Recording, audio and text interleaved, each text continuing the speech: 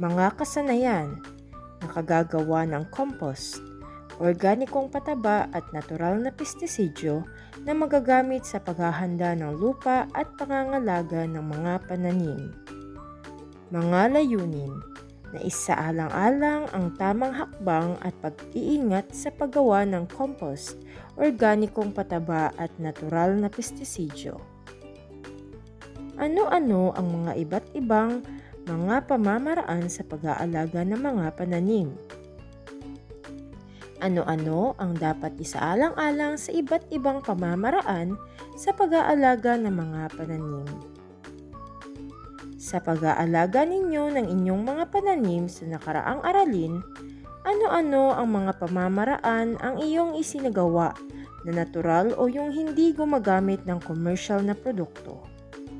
Kung wala, ano sa tingin mo ang maaaring pamamaraan na magagawing natural? Paano ginagawa ang mga natural na pamamaraan?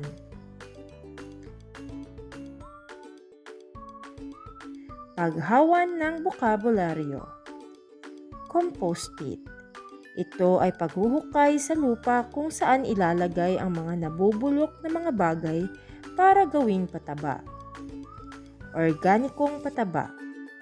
Ito ay kadalasang hinahalo sa tubig na ididilig sa mga halaman upang madagdagan ang sustansya ng lupa. Natural na pestisidyo. Ito ay natural na pestisidyo upang mapuksa ang mga peste na dumadapo sa mga halaman. FPJ o Fermented Plant Juice. Ito ay pamamaraan ng pagkuha ng dagta ng mga halaman sa pamamagitan ng fermentation upang gawing organikong pataba. FFJ, Fermented Fruit Juice. Ito ay pamamaraan ng pagkuha ng dagta ng mga prutas sa pamamagitan ng fermentation upang gawing organikong pataba. FAA o Fish Amino Acid. Ito ay pamamaraan ng pagkuha ng sustansya mula sa mga isda sa pamamagitan ng fermentation upang gawing organikong pataba. Paggawa ng compost. Ang pag-iimbak ng mga nabubulok na basura sa hinukay na bahagi ng isang malawak na bakuran ay tinatawag na compost pit. Samantalang, ang pataba na makukuha mula sa compost pit ay tinatawag na compost. Narito ang mga sumusunod gabay na paggawa ng compost pit. Una, pumili ng lugar na tuyo, patag, malayo sa kabahayan o anumang tubig. Ikalawa, hukayin ng lupa ng 2 metro ang haba, luwang at lalim. Paalala, mag-ingat sa paggamit ng mga kagamitang matutulis upang maiwasan ang disgrasya.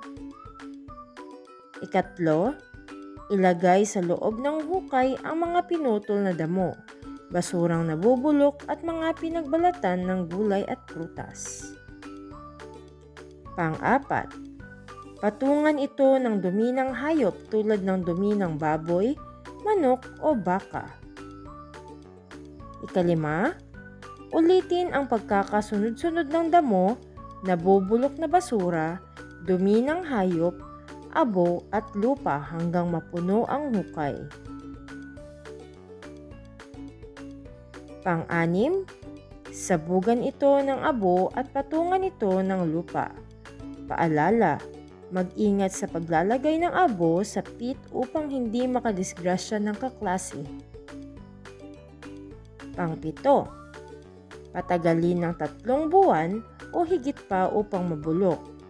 Kunin ang mga compost sa pamamagitan ng pagsasalandra gamit ang metal screen na maliit ang mga butas. Samantala, ang basket compost ay isinasagawa kung walang sapat na lugar para gumawa ng hukay. Ito ay kagaya rin sa paggawa ng compost pit maliban sa kung saan ilalagay ang mga nabubulok na mga bagay. Maaaring gumamit ng niresiklong lagayan gaya ng timba, balde, paso o anumang bagay na maaari pang gamitin. Maaaring gamitin ang compost pagkalipas ng 2 buwan o higit pa. Ano-ano ang mga hakbang sa paggawa ng compost? Ano-ano ang mga kahalagahan nito sa ating mga pananim? Gawin natin. Panuto. Bumuo ng 3 hanggang 4 na miyembro kada grupo. Ikalawa, ihanda ang mga kagamitan para sa paggawa ng compost.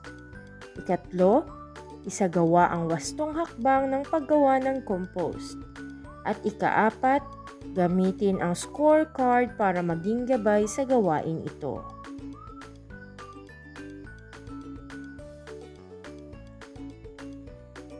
Paggawa ng organikong pataba. Ang pinagtamnang lupa ay nangangailangan ng sustansya gaya ng nitrogen, phosphorus at potassium.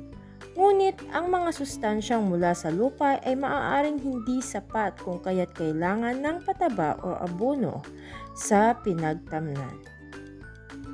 Ang ilan sa mga organikong pataba o organic concoctions, ang extracts ay fermented fruit juice or FFJ, fermented plant juice FPJ, fish amino acid FAA, kuhol amino acid KAA, indigenous microorganisms IMO, bokashi, at oriental herbal nutrients OHN, calcium phosphate.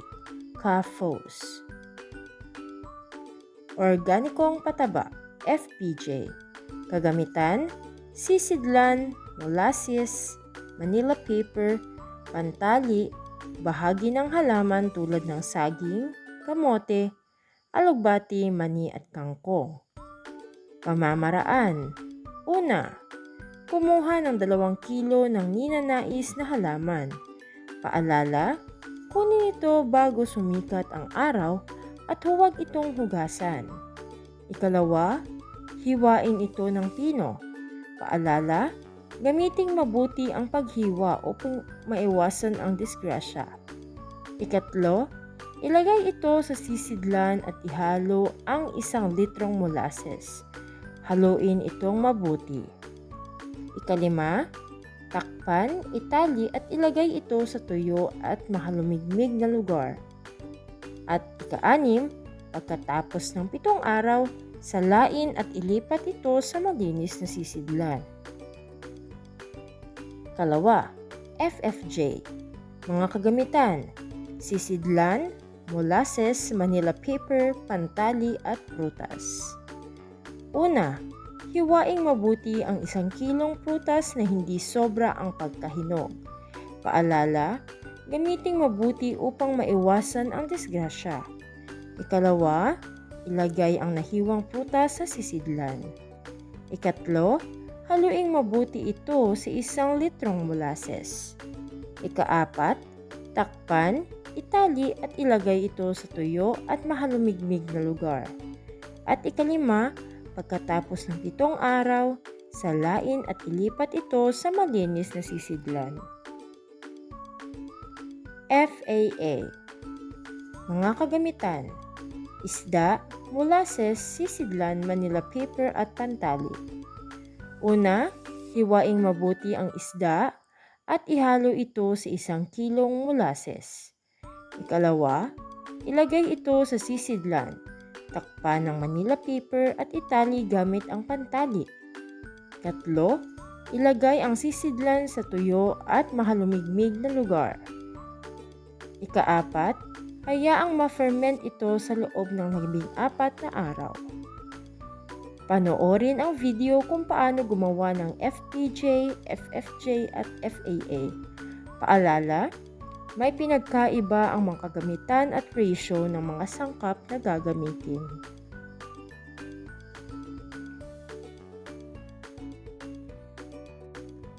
What's up guys? Andito na naman tayo sa another episode ng The Agrilenial.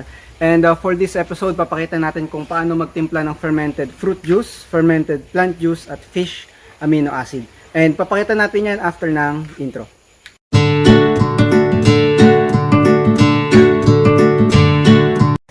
So guys, ano po ba yung mga titimplahin natin ngayon? Again, it's fermented fruit juice, fermented plant juice, and fish amino acid. Ano-ano po ba yung tatlong to? Basically, dito po sa farm, sa Costales Farm, ang tinatawag po namin sa tatlong to ay basic 3. Bakit po? Kasi ito yung pinakamadalas po naming gamitin sa aming mga vegetables pati sa mga fruits. Yung fish amino acid po ay source of nitrogen for plants, pero sa animals ginagamit din siya. Maganda po siyang source ng protein. Yun naman pong fermented plant juice ay source of nitrogen din, pero additional, kasama rin po siyang nagbibigay ng growth hormones para mas mabilis magdahon or sumupang ng mga leaves, yung mga leafy vegetables po namin. And yung fermented fruit juice, ito po yung nagamit namin sa mga fruiting vegetables sa mga fruit trees. Kasi siya yung nagpapa-induce ng pagbubunga at pagbubulaklak sa aming mga punong kahoy at sa mga vegetables. Yung fermented fruit juice po, ginagamit to kapag nag-umpisang mamulaklak yung isang punong kahoy or yung vegetable, binibigyan na namin siya ng fermented fruit juice kasi mataas siya sa potassium na nag-i-induce ng flower setting tsaka ng fruit setting para sa mga vegetables natin. Okay, so unahin natin yung fermented plant juice. So pakita natin yung mga materials niya after nato. Okay, pakita po natin yung mga materials na gagamitin natin sa pagtitimpla ng mga concoctions natin, no? Yung fermented plant juice, fermented fruit juice, tsaka fish amino acid. Umpisahan po natin sa fermented plant juice. Gagamit po tayo ng mga leguminous plants. Ito yung ating perennial peanut or mani-mani sa iba po niyang pangalan. 100 grams po ito.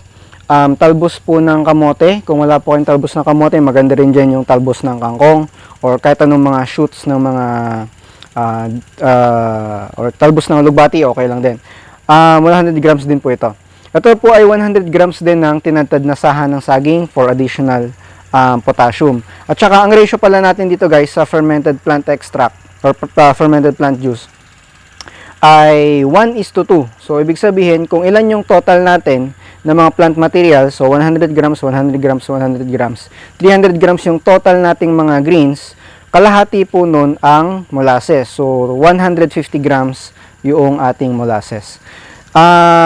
Dito naman tayo sa mga fruits. Ayan, yung ating chopped papaya, ripe papaya, na wala ng seeds. Tanggalin po natin yung seeds, 200 grams po yan. Saging, kahit ano pong variety ng saging, may balat, okay lang din. Pwede po yung overripe, yung unripe, okay lang din, pero mas maganda yung hilaw, yung hinog na. Cucumber, 200 grams din po yan, tig to 200 grams sila. Kung wala pong pipino, okay lang din ng pakwan or kalabasa or any cucurbit vegetable. So ang ratio ng fermented fruit juice natin ay 1:1. So kung 200, 200, 200, 600 grams po yung ating mga fruits. Yung ating molasses naman po ay 600 grams din. Okay? Move on tayo sa mga isda natin. So fish amino acid, any kind of fish pwede. Isdang tabang or isdang alat, okay lang din po yan. Actually, kahit nga po hindi yung buong isda na buhay na isda, no, pwede. Paski po yung mga ano nila, yung pinaglinisan, yung hasang, bituka, yung sa palengke galing, okay lang din po yun. Ang ratio po ng FAA or fish amino acid ay 1:1 din. So, meron tayong kalahating kilo or 500 grams ng mga, ito chop-chop na tilapia po yan. So, kalahating kilo din po or 500 grams din yung ating molasses. Ayan po yung ratio ng ating mga concoctions. Maliban po dyan, gagamit din tayo ng kutsilyo, sangkalan, obviously for chopping up our ingredients. So, natadtad na natin yan. Mamaya, dediretso tayo sa procedure. Papakita natin kung paano siya pine-prepare. Of course, molasses. Kailangan natin ng molasses. Kung walang molasses, ano pong pwedeng gamitin? Alternative po ninyo yung mga brown sugar, muscovado sugar, ayan, any type of sweet materials na mas mura. For personal protective equipments, meron tayong disposable gloves and face mask. timbangan kasi nga kailangan yung ratio natin ay masunod doon sa ating mga ingredients. Plastic containers, ito yung gagamitin namin. Ano to, yung lumang lagayan ng mga mayonnaise. So, nilinis lang namin siya, ni-recycle, tapos dito na namin tinitimpla yung mga concoctions. Mga, ano to, sinkers, mga bato, bakit mga, bakit meron mga bato dito? Kasi pampabigat po natin to eh. No, ito yung ipang sasapin natin sa ibabaw after na maihalo yung ingredients natin tsaka molasses. Ito yung nakapatong sa ibabaw, tapos dadaganan natin dito ng mga bato para lumubog siya, lumubog doon sa container. Lumubog sa molasses para ma-liquefy siya. Okay, so yun yung mga materials natin. Proceed tayo sa mga hakbangin or mga procedures. Okay, so for our procedures, makakasama natin si Agrilenial Jason. Ayan, hi Jason. Okay. Proceed tayo. Ang procedure po natin, ang una pong gagawin ay tatadtarin yung ating mga raw materials. Pero as you can see, natadtad na namin para sa inyo. Ano yung step 2? Ano naman yung kasunod? So, natadtad na namin anong kasunod. So, i-ano na natin yan, ilalagay na natin yan sa kanyang plastic container. Ayan. Make sure na kapag gumagawa ho kayo nito, magsuot ng protective equipment, no, yung PPEs tulad ng disposable gloves, ayan, tulad ng suot ni Agrilenial Jason, and face mask. Kasi yung baka, halimbawa, nagtitimpla kayo niyan, bigla kayong naubo or nabahin. So, ano yun, cause of contamination. Posibleng masira yung ating tinitimplang concoction. Okay, so nailagay na ni Mr. Jason yung ating ingredients sa ating plastic container. Ilalagay naman po niya yung molasses. Paano po kung halimbawa wala naman pong available sa inyo ng mga pinakita nating material sa inyo, no? Yung saha ng saging, hindi available yon, walang talbos ng kamote, walang mani-mani. No, ano po yung pwedeng ipalit? Lahat po ng uri ng damo or weeds pwedeng isama, katulad po nung nasa background natin. Ayun po. Ayan, yung pong mga dahon-dahon na yan, yung mga damo-damo na yan, pwede po ninyong kunin yung mga talbos niyan, itadtad at alternative source po yan ng, or alternative material or raw material for making fermented plant juice. Any type of grass, pwede. So, hindi ho kayo mauubusan ng alternative. Sigurado naman po ako meron hong damo sa inyong lugar. No, legal man o illegal, meron pong damo dyan sa inyong bakuran, sa paligid. Okay?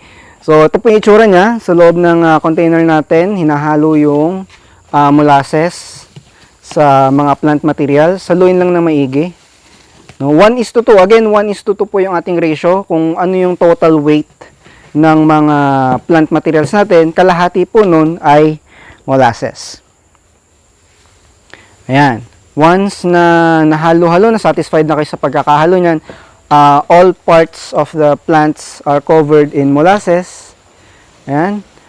Lagyan po natin ng pabigat, sinker. Ayan. Andyan po yung ating nylon screen and yung mga bato. Ayan. Wala namang specific weight, no? Basta lang ma-press siya. Okay na po yan. Punasan ng konti para mabawasan yung dungi sa loob, para hindi magsanhi din ng contamination. Nga pala guys, lahat ng mga ginagamit natin dito, yung plastic container, yung mga bato, kanina, yan, yung net. Lahat po yan ay nahugasan prior to usage. No, kasi kailangan, bago po gamitin, malinis, no, para hindi magdulot or mag-cause ng contamination. Okay, tatakpan na po natin yan. And lalagyan ng label, ayan, may nakalagay na pong label, nakalagay po FPJ. Hindi po yan Fernando po Jr. ha. Yan po ay fermented plant juice, DOP, kung kailan siya ginawa. Petsa po natin ngayon ay August 8. At ang fermentation period po niya ay 1 week minimum. Minimum po yan, 1 week. After 1 week, pwede na po siyang gamitin. Pero, mas the best po yung binuro ng mga 1 buwan. Talagang 1 buwan, makikita nyo, magkakatas na po yan, magliliquify na ho yan. And yun po yung the best na end result. Dagdag ko na lang din, pansin po ninyo yung takip po natin ay yung takip talaga ng container. Ito po yung ferment natin ng anaerobic for yun nga, minimum of 1 week. Pero yung iba, ginagamit nila dito yung Manila paper No, so kung wala kayong takip na ganito, babulutan nila yan ng Manila paper tapos tetapan dito sa paligid. No, ferment nila aerobically, may hangin. Ibig sabihin nakakapag-penetrate yung hangin. Okay lang din naman yon, pero sa experience ko namin, mas maganda yung end result kapag anaerobic yung fermentation. Talagang iba yung amoy niya, mas mabango, at saka based sa mga laboratory test na pinatest namin, mas potent or mas mataas yung nutrient content kapag anaerobic yung fermentation. Kaya yun yung pinapractice namin. Alright, lipat naman po tayo sa fermented fruit juice. Ito pong fermented fruit juice ay gagamit tayo ng mga iba't ibang uri ng prutas. So basically sabi nga no, fermented fruit juice, pero ang gagamitin po natin, ang sasuggest natin or recommended materials ay papaya, actually pwedeng kalabasa pero pwede rin yung pipino, and saging. No, bakit yung tatlong yan? Kasi itong tatlong to, pag pinagalo-halo nyo yan, yan yung pinakamataas ang potassium content sa lahat ng mga prutas. Pero alternative natin, sabi nga, fermented fruit juice. Kahit ano pong prutas, pwede. Tulad ng rambutan, balat ng langka, balat ng durian, balat ng mangga. Wag lang po yung may buto ha. Tanggalin po ninyo yung buto. Yung mga, yung mga peelings. No, yung mga natitirang peelings, isama nyo ho dun sa fermented fruit juice natin. So, again, ratio natin ay 1:1 kung ilan yung total weight ng mga fruits. Yun din yung equivalent weight ng molasses. So, meron tayong 200, 200, 200, 600 grams ng mga fruits. And equivalent niya 600 grams ng molasses. Okay? Pakita natin kung paano yung ginagawa. First procedure natin again ay tadtarin. So, natadtad na natin and ilalagay na natin yan sa container. Plastic container. Nga pala guys, yung saging, kahit anong variety. Yung iba kasi nagtatanong, sir, wala po kaming lakatan or wala kaming latundan, saba lang or prinsesa lang yung saging namin. Kahit ano pong uri ng saging, pwede. Ayan. Yung pipino, kung wala pong pipino, pwedeng kalabasa, pakwan, melon. Ayan. And papaya. E paano naman sir, kung halimbawa, meron kaming 10 hektarya ng papaya. Ayan, pero wala ho kaming pipino tsaka saging. Eh di okay lang ho, di kung ilan po yung papaya nyo. Kung gumawa kayo ng 3 kilong papaya, di 3 kilo din ho yung molasses nyo. Any type of fruit. Pero sabi nga natin, mas madaming examples or madaming ingredients, mas okay. Okay, sasalin na natin yung molasses. Ayan. Para lang po kayong gumagawa ng fruit salad. Ang condense niya ay molasses. Okay? So, pagka naisali na po yan, nahaluin ni Mr. Jason, ano lang natin, sairin lang natin yung molasses, sayang yan. Kasama yan sa binayaran. Mahal po ang molasses. Ang molasses ho namin dito, magkano ba? 15? 15 na ba? Oo. Dati 13 per kilo. Ngayon po ay 15 na. Per kilo po ang bilihan yan ha, kasi yung kanyang classification, hindi po liquid. Nung solid po siya, kaya kilogram ang bilihan yan. Sa ibang lugar, libre. Tulad sa bandang Batangas, sa may Bacolod, yan, libre pa po ang molasses doon kasi maraming tanim na tubo doon eh. Pero kapag lumalayo na sa taniman ng mga tubo, sa mga sugarcane factories, sugar factories, na yan, pamahal ng pamahal. Baka po may nagtataka sa inyo, saan po galing ang molasses? Ang molasses po ay, yun yung latak o pinaglutuan ng asukal. Kasi pagka na-extract po yung sabaw ng tubo, yung katas niya, yun po yung niluluto. Tapos sa ilalim ng pinaglutuan, naiipon ho yung molasses. Yun yung, doon nanggagaling yung molasses. Yung nasa ibabaw, kasi titining sa ilalim. Yung tumining sa ilalim, yun yung magiging molasses. Yung masasala sa ibabaw, yun yung kalalabasang asukal. Anyway, balik tayo sa procedure natin. Nahalo na. Ayan. Nahalo na yung molasses sa fruits. Kailangan, ang objective natin dyan, sige, lumubog yung lahat ng parts ng prutas sa molasses. So, paano natin gagawin yun? Lagyan natin siya ng pabigat sa ibabaw para lumubog siya sa molasses and para mag-ferment siya ng mabilis. Na mas pantay yung kanyang pagkakaluto. Okay, so kapag nilagay na yung sinker natin, napunasan na, takpan na po natin yan. Let it ferment for at least or minimum of 1 week, 7 days. Pero sabi nga natin, kanina natin, habang tumatagal, lalong sumasarap yung fermentation. So, pagkatakip natin dyan, anaerobic, mas maganda kung tatagal siya ng 1 buwan ang fermentation period. No? Mas magiging maganda yung kanyang quality, mas magiging mabango, and mas magiging potent yung ating ginawa. Okay? Last tayo, pakita natin yung procedure ng fish amino acid. Okay guys, umpisa naman natin yung paggagawa ng fish amino acid. So, ang fish amino acid, simple lang po, no? Ayan, isda lang, tsaka molasses. 1:1 yan. Kung ilan yung timbang mo ng isda, yun din yung timbang mo ng molasses. So, 500 grams yung isda natin, 500 grams din si molasses. Any type of fish, pwede. Actually, kahit hindi nga fish mismo, maski yung mga fish trimmings, yung laman loob ng isda, yung mga kaliskis. Di ba sa palengke, kapag bumili ka ng isda, tapos gusto mong palinisan, no, tinatambak or tinatapon lang sa palengke yung mga pinaglinisan nila, no, yung mga hasang, bituka, ayan, inaalis yan ito to. Yan, inaalis yan sa palengke. So, tinatapon lang nila yon. Ang ginagawa namin, pagdating namin sa palengke, every Sunday, magdadala kami ng drum doon. Tapos,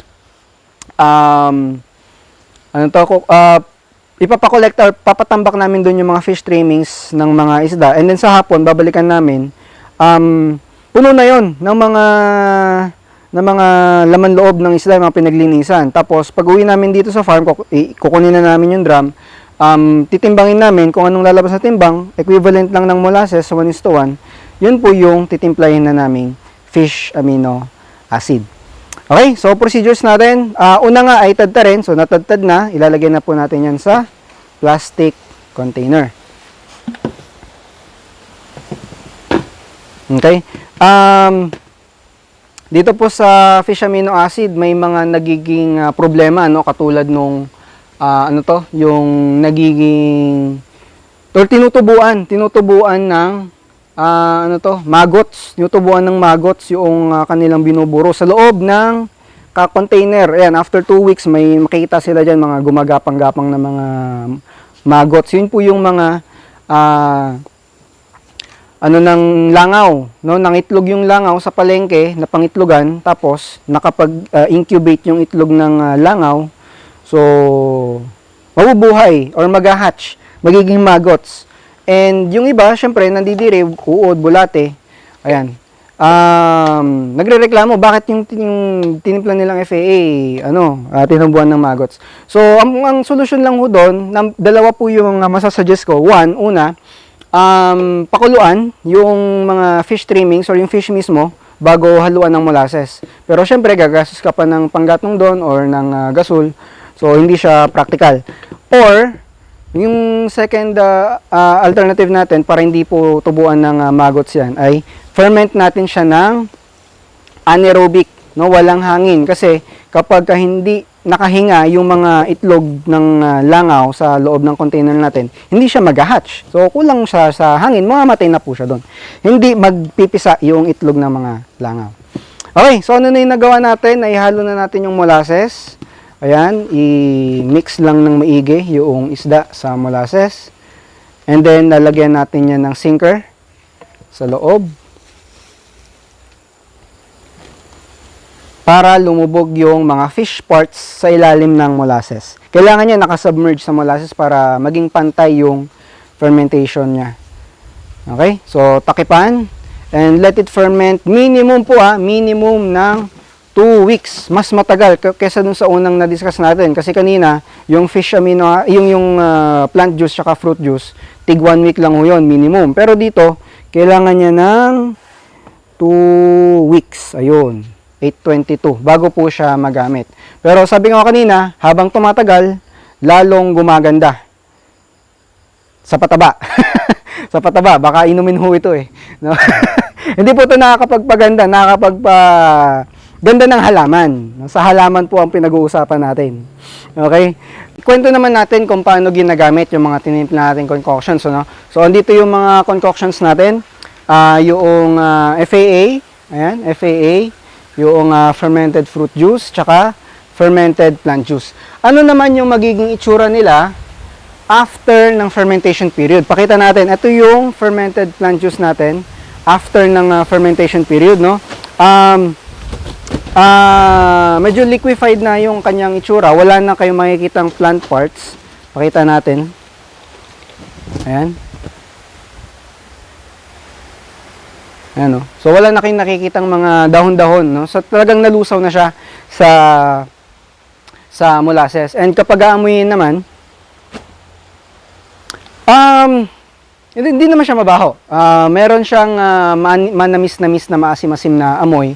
And I would say medyo amoy juice, no? Parang iced tea. Amoy iced tea. And yeah, ito na yung gagamitin natin pandilig tsaka pang spray sa mga halaman natin. Ang fermented plant juice, ang benefit po niya sa mga halaman ay growth hormones kasi mga talbos yung ferment natin. Nitrogen din, source of nitrogen kapag naglagay kayo ng mga nitrogen-rich plants tulad ng Madre Cacao or yung kanina yung ginamit natin, yung mani-mani. So, yung properties ng mga raw materials natin, yun yung na-extract natin through fermentation and yun yung i-spray natin sa mga halaman. Okay? Pakita naman natin, ito naman yung fermented fruit juice. No? Ito yung fermented fruit juice. Okay?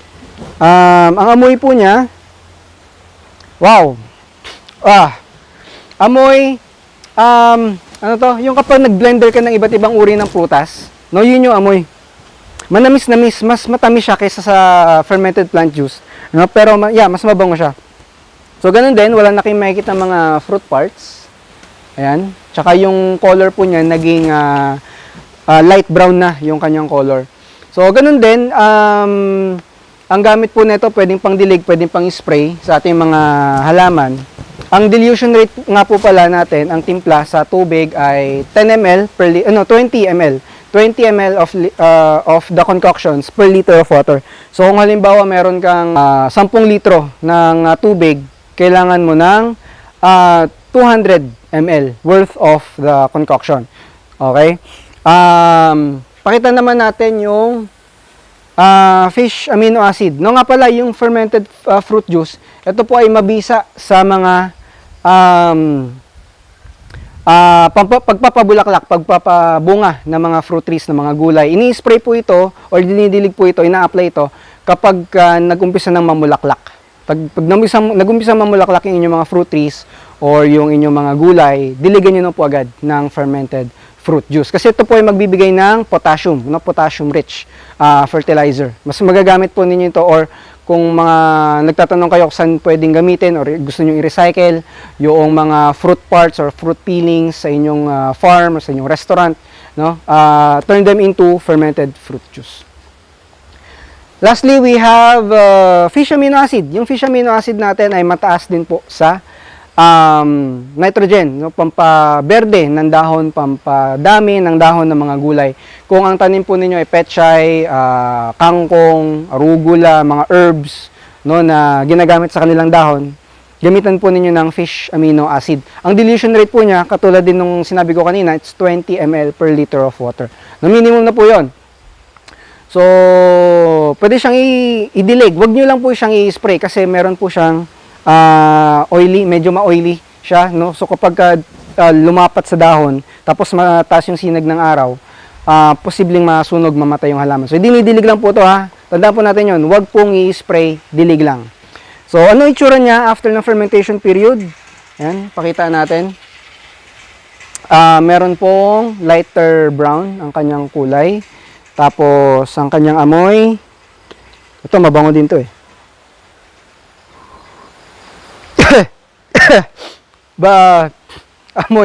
Amoy bagoong. amoy bagoong, amoy fermented na isda. So, yan yung ating fish amino acid. Nakalimutan ko pa palang banggitin na yung kanya pong storage, di-ferment nga po natin siya, 1 linggo or 2 linggo. Ang paglalagyan po natin nito ay sa isang lugar lang na makulimlim, na hindi natatamaan ng direktang sinag ng araw at hindi nauulanan. So, cool shaded place. Preferably sa loob ng garahe, sa ilalim ng lababo, sa ilalim ng mga shaded na area. Huwag nyo lang pong paarawan. Okay? Ayan, napakita na natin sa inyo kung paano gumawa ng fermented fruit juice, fermented plant juice, at fish amino acids.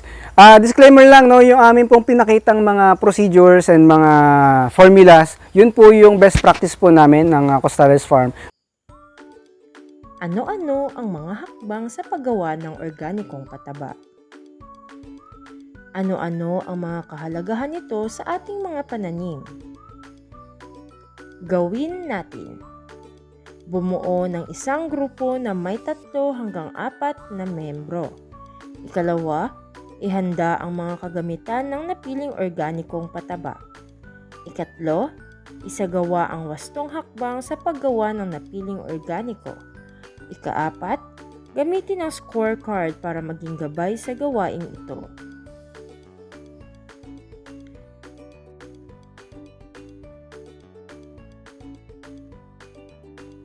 Paggawa ng natural na pestisidyo. Isa sa mga problema natin sa paghahalaman ay ang pagdami ng mga peste o sakit nito. Karaniwang ginagamit sa pagpuksa ng mga ito ay ang paggamit ng commercial na pestisidyo. Bagamat, ito ang pinakamadaling gawin para puksain ang mga peste o sakit sa mga halaman.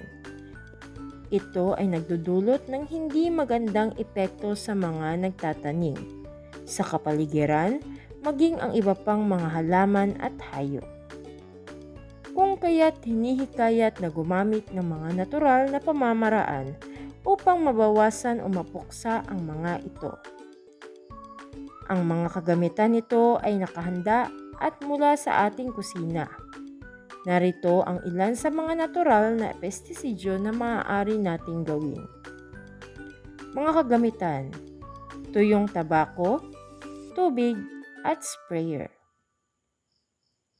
Pamamaraan: ilagay ang 1 tasa ng tabako sa 1 galong tubig. Ibabad ito ng magdamag.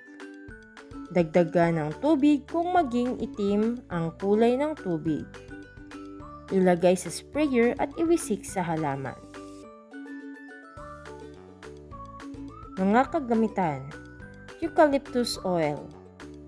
Pamamaraan: ilagay ang eucalyptus oil sa sprayer. Direktang iwisik ito sa mga langaw, langgam at iba pang insekto. Mga kagamitan: sabon, orange citrus oil, at tubig.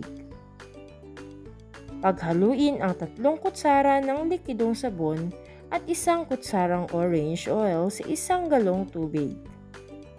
Haluing mabuti ito sa kailagay sa sprayer.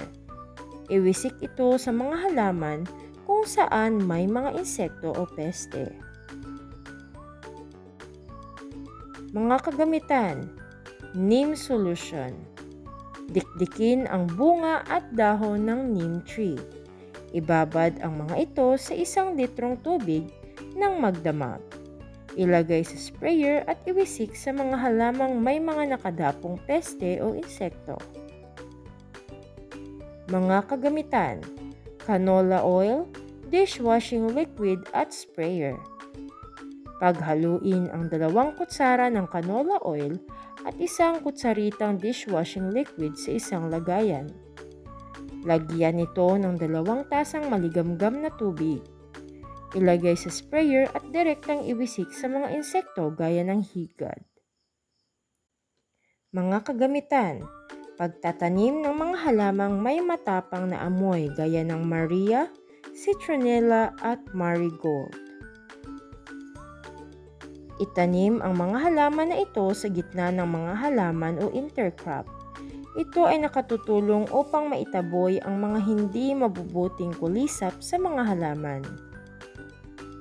Ano-ano ang mga hakbang sa paggawa ng natural na pestisidyo? Ano-ano ang mga kahalagahan nito sa ating mga pananim? Gawin natin. Pumili ng kagrupo na may 3 hanggang 4 na miyembro. Ihanda ang mga kagamitan para sa napiling natural na pestisidyo. Isagawa ang wastong hakbang sa paggawa ng napiling natural na pestisidyo. at gamitin ang scorecard para maging gabay sa gawaing ito.